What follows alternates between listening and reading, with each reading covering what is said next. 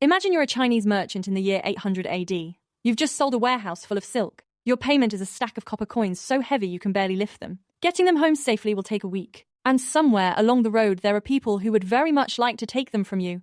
There had to be a better way. There was. During the Tang Dynasty, Chinese merchants began depositing their coins with trusted agents in exchange for paper receipts, called fei qian, flying cash. Named because, unlike heavy copper coins, it had a tendency to blow away in the wind. The idea was brilliant. Deposit your coins. Receive a piece of paper. Travel light. Collect your coins at the other end. No weight, no robbery risk, no problem. Then someone in government had an idea. What if, instead of just representing coins that already existed, we simply printed more paper? The Song dynasty formalized paper money in the 10th century, called jiaozi. The world's first true government issued paper currency.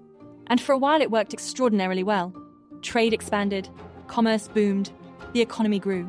Then, as governments throughout history have discovered, someone noticed you could solve almost any problem by simply printing more money. War with northern invaders? Print more jiaozi. Budget shortfall? Print more jiaozi. Economic slowdown? Print more jiaozi. By 1020 AD, vast quantities were printed to buy off potential invaders from the north.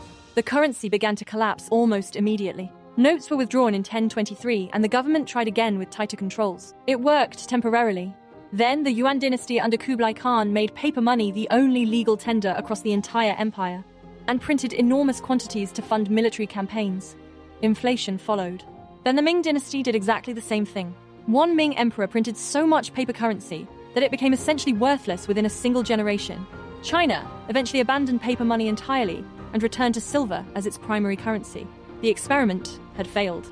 The entire cycle, invention, overprinting, inflation, collapse, reset, happened not once in China, but multiple times, across multiple dynasties, across 500 years.